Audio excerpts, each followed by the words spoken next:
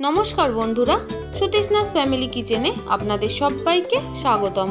आमार आजकेर recipe hello दुर्दान्त स्वादेर नोटे Shaker recipe. रेसिपिटी यदि आपनादेर भालो लेगे थाके ताहले अवश्यई एकटा लाइक करे देबेन, एकटा छोट्ट कमेंटेर माध्यमे जानिये देबेन जे रेसिपिटी आपनादेर केमन लागलो।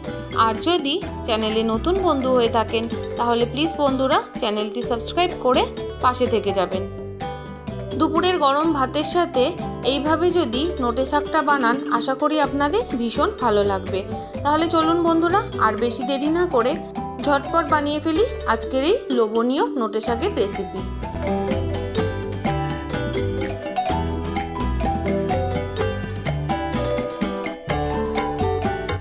রেসিপিটি বানানোর জন্য প্রথমেই আমি নোটে শাকগুলোকে খুব ভালোভাবে বেছে ধুয়ে পরিষ্কার করে নিয়েছি। আমি এখানে সবুজ নোটে শাক নিয়েছি। এই শাকগুলোকে খুব ভালোভাবে কেটে নিয়ে ফেরত আসছি।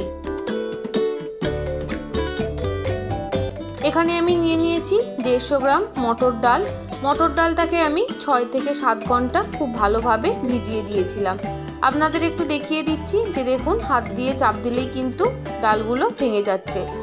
ডালগুলো খুব ভালো মতো ভিজে গেছে। এবার আমি ডালটাকে একদম কম জল দিয়ে ভালোভাবে শুকনো শুকনো করে বেটে নিয়েছি। আর ডালটা কিন্তু আমি একদম মিহি বাটা করিনি, একটু দানা দানা রেখেই কিন্তু ডালটা আমি বেটে নিয়েছি। এতে কিন্তু খেতে বেশ ভালো লাগে। এবার ডালটাকে একটু আমি ভালোভাবে মেখে নেব। তার জন্য আমি দিয়ে দিলাম পরিমাণ মতো নুন, অল্প একটু চিনিও দিলাম। মিষ্টি মিষ্টি ডালের বড়া খেতে কিন্তু ভীষণ ভালো লাগে। সাথে দিয়ে দিলাম অল্প একটু হলুদ। এবার আমি ডালটাকে খুব ভালো মতো করে মেখে নেব। যে সকল বন্ধুরা প্রত্যেক দিন আমার ভিডিওর সাথে সম্পূর্ণভাবে জুড়ে থাকেন তাদের সবাইকে জানাই অনেক অনেক শুভেচ্ছা, অনেক ভালোবাসা। রেসিপিটি যদি আপনাদের ভালো লেগে থাকে তাহলে প্রত্যেক দিনের মতো আজও একটা ভিডিও শেষে লাইক করে দেবেন আর একটা কমেন্টের মাধ্যমে জানিয়ে দেবেন যে রেসিপিটি আপনাদের কেমন লাগলো। ডালটা খুব ভালো মতো করে মেখে নেওয়া হয়ে গেছে। এদিকে দেখুন শাকটাও কিন্তু সুন্দর মতো কেটে নেওয়া হয়ে গেছে। খুব বেশি ঝিরিঝিরি করে না কাটলেও কিন্তু কোনো অসুবিধা নেই। এদিকে গ্যাসে কড়াই গরম বসিয়ে দিয়ে দিলাম বেশ খানিকটা পরিমাণ সাদা তেল। তেলটা গরম হয়ে গেলে এখানে আমি 1 মুঠোর মতো চীনাবাদাম ভালো করে ভেজে নেব। শাক ভাজা তো আপনারা অনেকেই আপনাদের মতো করে বানিয়েছেন বন্ধুরা, তবে একবার এইভাবে বানিয়ে দেখবেন, আশা করি আপনাদের ভীষণ ভালো লাগবে।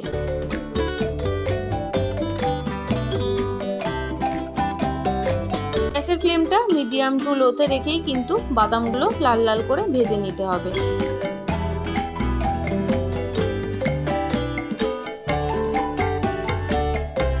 বাদামগুলো খুব ভালো মতো ভেজে নেওয়া হয়ে গেছে।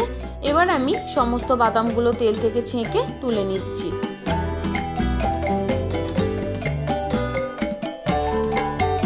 বাদামগুলো তুলে নেওয়া হয়ে গেছে। এবার ওই তেলের মধ্যেই আমি ডালের বড়াগুলো ভেজে নেব।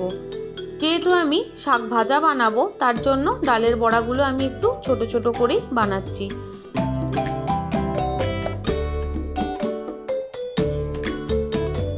বন্ধুরা আপনারা তো অনেকেই অনেক রকমভাবে শাক বানিয়েছেন, তবে ডালের বড়া আর বাদাম দিয়ে আপনারা কারা কারা নোটে শাক ভাজা রেসিপি বানিয়েছেন অবশ্যই কিন্তু কমেন্ট করে জানাবেন। ডালগুলো এক সাইড হালকা হালকা ভেজে নেওয়া হয়ে গেছে। এবার আমি উল্টে দিয়ে আরেক সাইডও ভেজে নেব।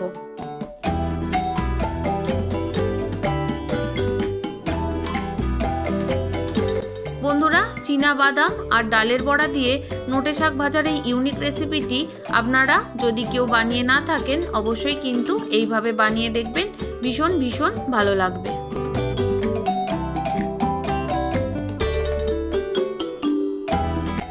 ডালের বড়াগুলো কিন্তু একদম লাল লাল করে আর মুচমুচে করে ভেজে নিতে হবে।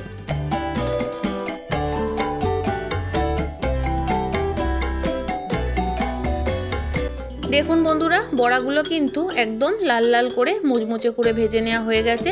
এবার আমি ভালোভাবে তেল থেকে ছেঁকে তুলে নিচ্ছি। প্রথমবারে বড়াগুলো ভাজা হয়ে গেছে, বাকি যেটুকুনি আছে দ্বিতীয়বারেও আমি সেমভাবে বড়াগুলো ভেজে নেব।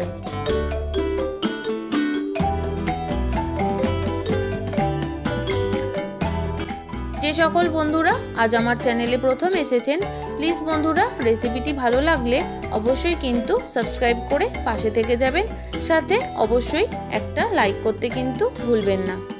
দেখুন দ্বিতীয়বারের বড়াগুলো কিন্তু ভেজে নেওয়া হয়ে গেছে, সমস্ত বড়াগুলো তুলে নেওয়া হয়ে গেছে।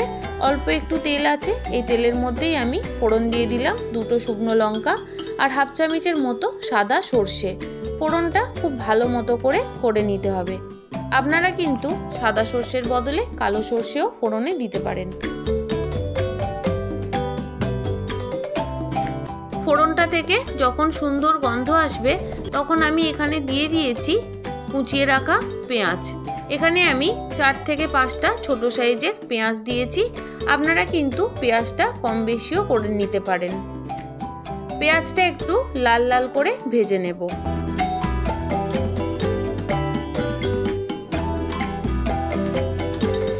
পেঁয়াজটা যত লাল লাল করে ভাজা হবে গন্ধটাও কিন্তু সুন্দর আসবে, খেতেও কিন্তু ভীষণ ভালো লাগবে। দেখুন পেঁয়াজগুলো ভেজে নেওয়া হয়ে গেছে। এবার আমি কেটে রাখা শাকগুলো দিয়ে দিচ্ছি।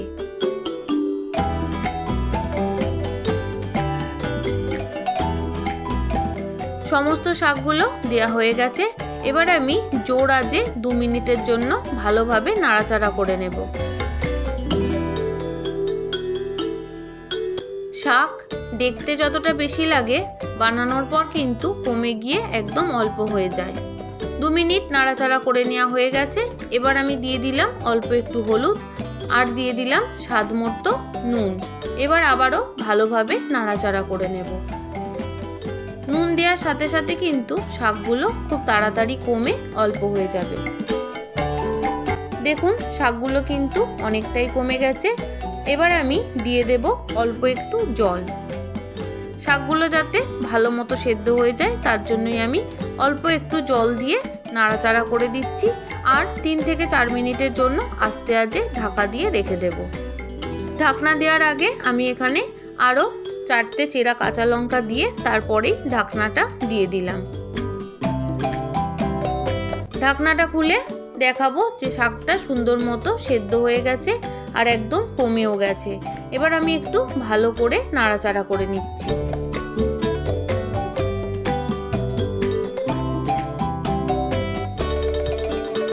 দু থেকে 3 মিনিট ভালোভাবে নাড়াচাড়া করে নেওয়ার পর অল্প অল্প জল আছে এরকম সময় আমি ভেজে রাখা বড়া আর সাথে ভেজে রাখা বাদামটা দিয়ে দেব।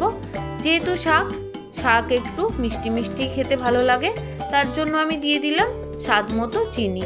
যদি আপনারা চিনি দিতে পছন্দ না করেন সেক্ষেত্রে চিনিটা স্কিপ করতে পারেন।